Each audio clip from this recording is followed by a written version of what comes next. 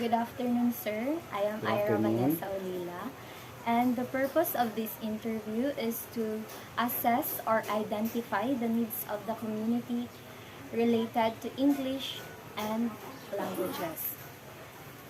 Okay, good afternoon, Dean.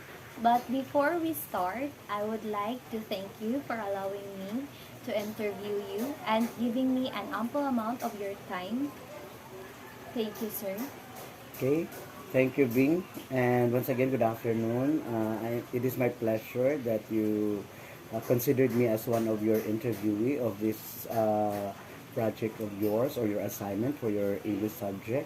Um, it is an honor to share my humble opinion with regards to your queries. I hope that I may be able to answer all your queries um, correctly. Yeah. So, I'm a bit curious po. What's your first language? Well, actually, my first language basically is Bisaya. So, here in Misamis Occidental, we have our uh, dialect. We consider this in local as dialects as Misamis ng Bisaya. Okay. There are different language dialects in Bisaya man. So, my first language that I learned is or usually use is Bisaya. Mm. So, since you said earlier that Bisaya is your first language, so I would like to ask you, sir, to whom or where exactly do you usually use Bisaya?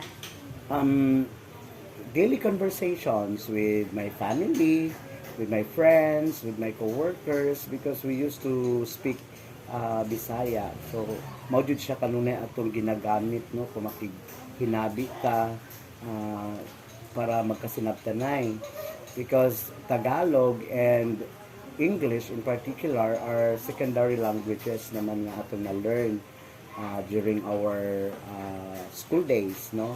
But usually in daily conversations, we used to speak Bisaya.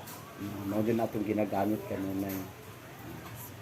So, now personally, what problems have you encountered within the community related to English or other languages? Because English is a secondary language, no, um, we really find hard to communicate, no, because communication tool is very much important in conversation. So, in if we're going to speak English in community, sometimes it's hardly to understood with those who whom we conversate.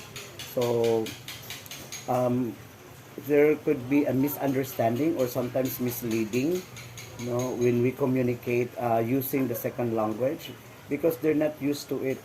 Uh, Usually in community conversation, uh, must prepared, you know, they are prepared to communicate in Bisaya because it will be understood clearly.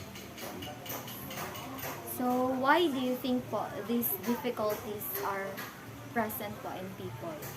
Probably because not all living in a community are finished in not even in college, no. Although there are also people um, kanang kuan sila makamao sila mo speak or mo talk English but we're not used to it man good. So mo nang naadjud siya difficulties to speak because we practice our own